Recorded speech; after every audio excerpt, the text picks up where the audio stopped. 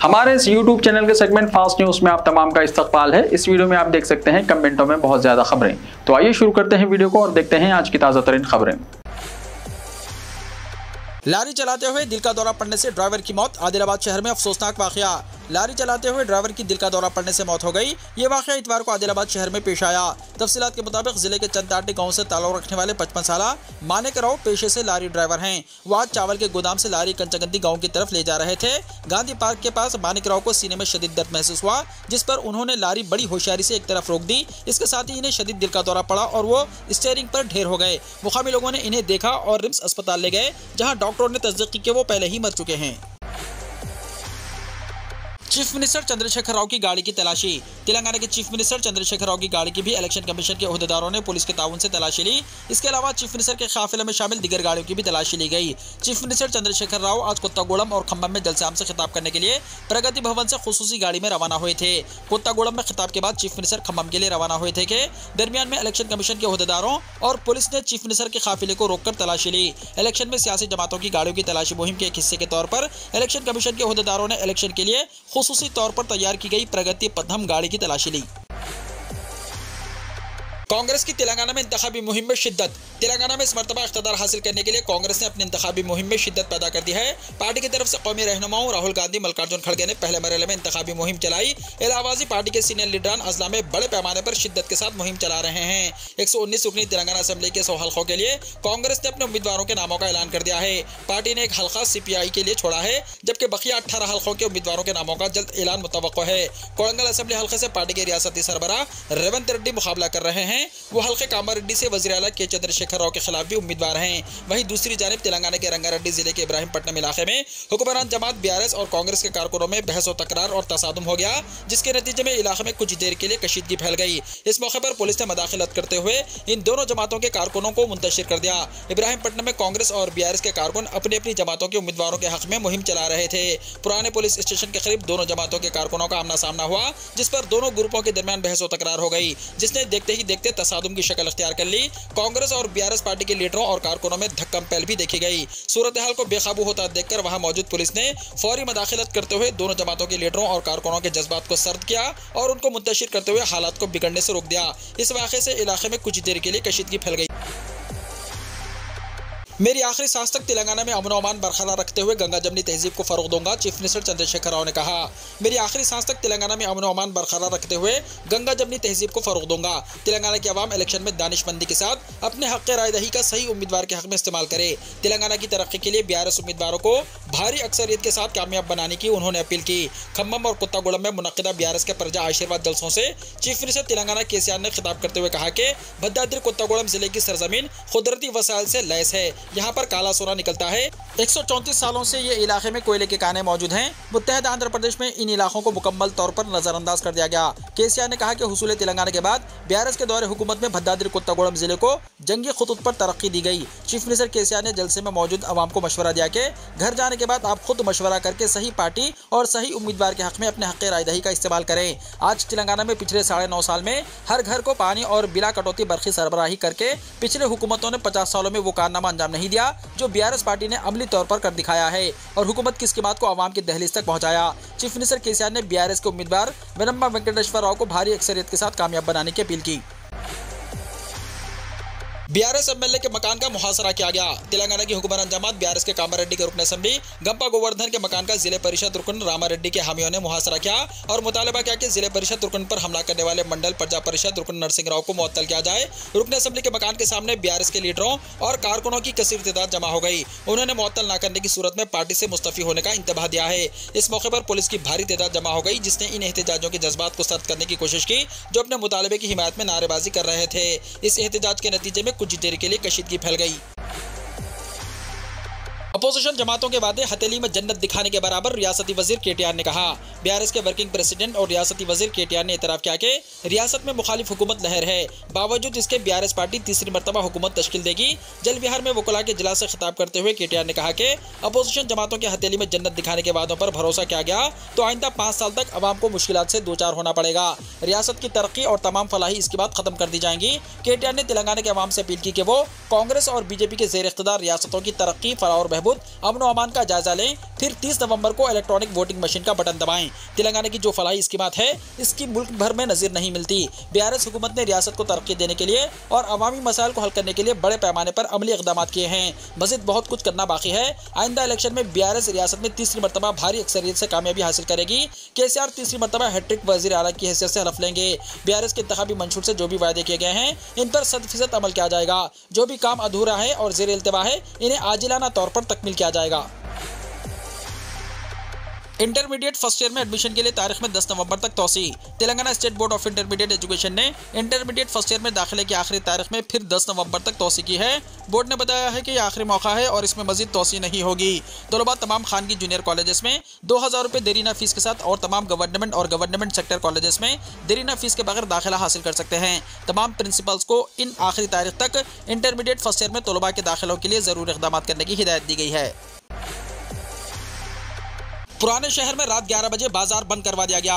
इंतखाबी ज़ाब्ता अखलाक के निफाज के पेश नज़र जहां सिटी पुलिस की जानिब से बड़े पैमाने पर गाड़ियों की तलाशी मुहिम चलाई जा रही है और रॉडी शीटर्स की काउंसलिंग की जा रही है, वहीं बाजार भी जल्द बंद करवाया जा रहा है। पुराने शहर के कई इलाकों बशुमुल चार मीनार, शालीबंडा के अलावा और भी कई इलाकों में रात 10:30 बजे के बाद से ही पुलिस की सायरन बजाती हुई गाड़ियां गश्त कर रही हैं और कारोबारी इदारों को बंद करवाया जा रहा है।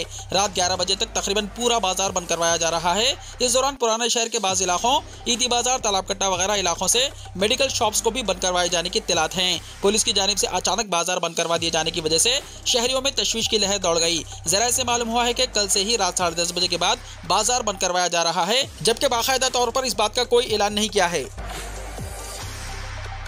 पासपोर्ट अपॉइंटमेंट्स तारीख पर नजरसानी। रीजनल पासपोर्ट ऑफिस यानी आरपीओ हैदराबाद ने रियासत तेलंगाना में राजदही के दिन 30 नवंबर के लिए बुक किए गए अपॉइंटमेंट्स पर नजरसानी करते हुए इसके लिए 18 नवंबर की तारीख मुकर्रर की है। आरपीओ की जानिब से कल तमाम दरख्वास्त गुजारों को एक SMS अलर्ट के जरिए नजरसानी तारीख पर तमाम जरूरी दस्तावेजात के साथ मुतल्लिका पासपोर्ट सेवा केंद्र या पोस्ट ऑफिस पासपोर्ट सेवा केंद्र पर हाजिर रहने के लिए कहा गया है। मुमताज अहमद खान के बेटे डॉक्टर इम्तियाज की अचानक गिरफ्तारी, रात देर गई रिहाई। पुराने शहर में मजलिस उम्मीदवारों के ऐलान से सियासी माहौल गर्मा गया है। शहर में इंतखाबी सरगर्मियों के आगाज के साथ ही तशरीह मुहिम भी शुरू हो गई है। एक तरफ उम्मीदवारों में खुशी तो दूसरी तरफ टिकट से महरूम कायदीन की परेशानियों में इजाफा होने लगा है। मजलिस पार्टी से टिकट के दावेदार सीनियर रुकन असम्बली मुमताज अहमद खान को इस मरतबा मजलिस ने मौका नहीं दिया और कल शाम पुलिस ने कार्रवाई करते हुए मुमताज अहमद खान के बेटे डॉक्टर इम्तियाज को हिरासत में ले लिया। गिरफ्तारी की वजह और तफसीलात का रात देर तक भी इल्म नहीं हुआ, जबकि आधी रात के बाद डॉक्टर इम्तियाज को पुलिस ने रिहा कर दिया। मुमताज अहमद खान और उनके कसीर तादाद में हामियों ने जुलूस की शक्ल में डॉक्टर इम्तियाज को अपने दफ्तर वाक़े मुगलपुरा मुंतकिल किया। डॉक्टर इम्तियाज को गिरफ्तार करने का तरीक़ेकार और वक्त आवाम में तशवीश और सियासी बहस का मौजू बन गया है। डॉक्टर इम्तियाज को कल शाम उनके क्लिनिक से उस वक्त हिरासत में लिया था जब वो मरीजों की तशखीस के लिए क्लिनिक में मसरूफ थे। इन्हें हिरासत में लेने के लिए अपनाए गए तरीक़ेकार से आवाम में बेचैनी पैदा हो गई है। डॉक्टर इम्तियाज से रुजू होने वाले टास्क फोर्स अमले ने उनकी एक नहीं सुनी और उनकी इस बात को भी मुस्तरद कर दिया जिसमें डॉक्टर इम्तियाज ने ख्वाहिश की थी कि वो अपनी गाड़ी में पुलिस से रुजू होंगे। टास्क फोर्स पुलिस की जानिब से डॉक्टर इम्तियाज की गिरफ्तारी की इत्तला के साथ ही पुराने शहर में सनसनी पैदा हो गई। इत्तला के साथ ही मुमताज अहमद खान उनके भाई मुख्तार खान अपने हामियों के साथ पुरानी हवेली साउथ जोन पुलिस दफ्तर पहुंच गए और इस दौरान कमिश्नर पुलिस हैदराबाद संदीप शिंडालिया भी पुरानी हवेली के कमिश्नर दफ्तर पहुंचे। कुछ देर बाद कमिश्नर पुलिस पुराने शहर से चले गए। जैसे ही मुमताज अहमद खान के बेटे को हिरासत में लेने की इत्तलाम हुई, उनके हामी बड़ी तादाद में पुरानी हवेली कमिश्नर ऑफिस पहुंच गए और रात देर गए तक सैकड़ों हामी मुमताज अहमद खान और इम्तियाज से मुलाकात के लिए मुंतजिर थे। चूंकि पुलिस ने रात देर गए तक ना ही इन्हें रिहा किया और ना ही उनके खिलाफ की जाने वाली कार्रवाई की कोई इत्तला दी गई। राम मंदिर की तामीर, रामराज के ऐलान का आगाज, योगी आदित्यनाथ ने कहा। उत्तर प्रदेश के वजीर आला योगी आदित्यनाथ ने आज इतवार को कहा कि अयोध्या में राम मंदिर की तामीर हिंदुस्तान के अंदर राम राज्य के ऐलान की शुरुआत है, जहां जात पात और मजहब की बुनियाद पर कोई इम्तियाज नहीं होगा। छत्तीसगढ़ के कोंटा असेंबली हल्के में एक रैली से खिताब करते हुए बीजेपी लीडर ने छत्तीसगढ़ की कांग्रेस हुकूमत पर रियासत में लव जिहाद और मजहब की तब्दीली को फरोग देने का इल्जाम लगाया। सुकमा जिले के कोंटा सीट इन 20 असेंबली हल्कों में से एक है जहां पहले मरहले में वोटिंग होगी। 90 रुकनी रियासती असेंबली के लिए वोटिंग 2 मरहलों में होगी। पहले मरहले में 20 सीटों पर वोटिंग होगी और दूसरे मरहले में 70 सीटों पर 17 नवंबर को वोटिंग होगी। पहले मरहले के लिए इंतखाबी मुहिम इतवार की शाम खत्म हो जाएगी। ताजमहल मुगलों ने तामीर नहीं करवाया बल्कि इसकी मरम्मत करवाई। अजीबोगरीब मंतिक के साथ हिंदू सेना अदालत से रुजू। ये मंतिक करते हुए कि ताजमहल दरअसल राजा मान सिंह ने तामीर करवाया था, जबकि मुगल शहंशाह शाहजहां ने इसकी सिर्फ मरम्मत करवाई थी। एक शख्स अदालत से रुजू हुआ। इस सिलसिले में दिल्ली हाईकोर्ट में मफाद आम्मा की एक दरख्वास्त दाखिल करते हुए ये इस्तदा की गई है कि अदालत हुकूमत हिंद को हिदायत जारी करे कि वो ताजमहल से मुताल्लिक तारीखी हक़ाइक़ को दुरुस्त करके दोबारा तारीखी किताबें शाया करे। अदालत ने इस दरख्वास्त को मुस्तरद कर दिया। मफाद आम्मा की यह दरख्वास्त एक सख्तगीर हिंदू तंजीम हिंदू सेना के सदर सरजीत सिंह यादव की तरफ से दायर की गई थी। दरख्वास्त में दावा किया गया था कि ताजमहल असल में राजा मान सिंह का महल था, जिसके बाद में मुगल शहंशाह शाहजहां ने महज मरम्मत करवाई थी और ये मुगलों की तामीर नहीं है। 5th क्लास तक के स्कूल 10 नवंबर तक बंद रहेंगे, आतिशी ने कहा। कौमी राजधानी में आलूदगी की बढ़ती हुई सतह को देखते हुए दिल्ली हुकूमत ने 5वीं जमात तक के स्कूलों को 10 नवंबर तक बंद रखने का फैसला किया है।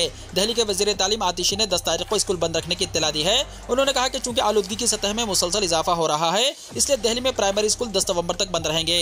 उन्होंने कहा कि स्कूलों को छुट्टी से 12वीं जमात तक ऑनलाइन शिफ्ट होने का इख्तियार दिया जा रहा है। वाज़ेह है कि बढ़ती हुई आलूदगी की वजह से दिल्ली हुकूमत ने जुमा और हफ्ते को तमाम प्राइमरी स्कूलों को बंद कर दिया था। वाज़ेह है कि अर्जियाती साइंस की वजारत के सफर इंडिया हवा के मेयार के मुताबिक दिल्ली में आज औसत AQI 346 है, जो इंतहाई खराब जुमरे में आता है। आलूदगी की सतह कल 352 के औसत AQI के साथ मजीद बढ़ने का इम्कान है। इसके अलावा तामीरात और इन्हदाम के कामों पर पहले ही पाबंदी आयद की गई है। NIS BS3 पेट्रोल और BS4 डीजल LMV 4 पहिया गाड़ियों के चलाने पर पाबंदी आयद कर दी गई है। मणिपुर में 3.1 शिद्दत का ज़लज़ला। मणिपुर के चौराचंदपुर इलाके में इतवार की शाम 5:42 पर 3.1 शिद्दत का ज़लज़ला महसूस किया गया। ज़लज़ले से किसी किस्म के नुकसान की कोई खबर नहीं है। ज़लज़ले के झटके महसूस होते ही लोग घरों से बाहर निकल आए। ज़लज़ले की वजह से लोगों में खौफ और हिरास फैल गया। सेस्मोलॉजी डिपार्टमेंट से मौसूल इत्तलात के मुताबिक ज़लज़ले का मरकज़ मणिपुर के चौराचंदपुर जिले में 30 किलोमीटर ज़ेर ज़मीन बताया जाता है। ज़लज़ले का मरकज़ 24.23 शुमाली अर्जुल बलद और 93.73 मशरक़ी तुलुल बलद पर था। दिल्ली में कांग्रेस को बड़ा झटका, कई कांग्रेसी लीडर आम आदमी पार्टी में शामिल। दिल्ली में कांग्रेस को बड़ा झटका लगा है। दिल्ली कांग्रेस के कई बड़े लीडर इतवार को आम आदमी पार्टी में शामिल हो गए। आम आदमी पार्टी के MLA और रियासती नायब सदर दिलीप पांडे ने तमाम लीडरों को पार्टी की बुनियादी रुकनियत दी है। आम आदमी पार्टी में शामिल होने वाले तमाम लीडरों का खैर मकदम किया। आप मेंबर असेंबली दिलीप पांडे ने कहा कि लोग दिल्ली हुकूमत के इक़दाम से मुतासिर होकर मुसलसल पार्टी में शामिल हो रहे हैं। मुल्क भर में तब्दीली की लहर चल रही है। मुल्क भर में लोग आम आदमी पार्टी को पसंद कर रहे हैं। पहले हमने दिल्ली असेंबली इंतखाबात में तारीखी जीत दर्ज की, फिर आम आदमी पार्टी ने MCD इंतखाबात में कामयाबी हासिल की। अब आने वाले लोकसभा इलेक्शन में आम आदमी पार्टी दिल्ली की तमाम 7 लोकसभा सीटें जीतकर तारीख रकम करेगी।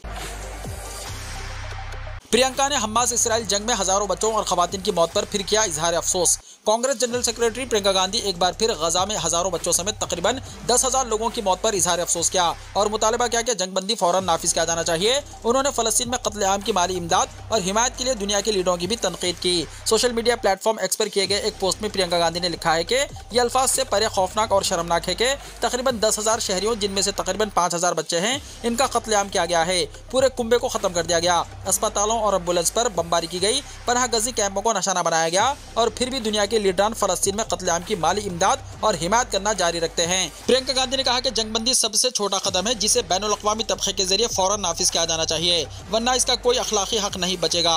प्रियंका का तबसरा इन रिपोर्ट्स के मंजर आम पर आने के बाद आया है, जिनमें कहा गया है कि हमास इसराइल जंग में 5,000 बच्चों समेत 10,000 से ज्यादा शहरी मारे गए हैं। 7 अक्टूबर को हमास के अराकीन के जरिए इसराइल पर हमले में कम से कम 1400 लोगों की मौत के बाद गजा पट्टी में लड़ाई 30वें दिन में दाखिल कर गई है। गजा पर जौहरी हथियार के इस्तेमाल का भी इम्कान, इसराइली वजीर इम्हियाई अलियाहू ने कहा। इसराइल हमास जंग को 1 महीना हो गया है और गजा पर इसराइल के शदीद हमले जारी है। इसराइल ने हमास को निशाना बनाने के लिए गजा पर फिजाई हमलों और ड्रोन हमलों में इजाफा कर दिया है। फलस्तीनी हुक्काम ने इंकशाफ किया है कि हफ्ते की रात गजा में मागाची कैंप पर इसराइली फिजाई हमलों में खवातीन और बच्चों समेत 38 फलस्तीनी शहीद हो गए। इसराइली वजीर इम्हियाई अलियाहू ने ऐलान किया है कि इसराइल गजा पट्टी पर जौहरी हथियार गिराने के इम्कान पर भी गौर कर रहा है। वजीर ने इस अहम तबसरे पर इस सवाल का जवाब देते हुए कहा कि क्या गजा पर इसराइली हमलों में इजाफे की वजह से एटम बम के इस्तेमाल का इम्कान है। उनका कहना था कि इसराइल इस मामले पर भी गौर कर रहा है।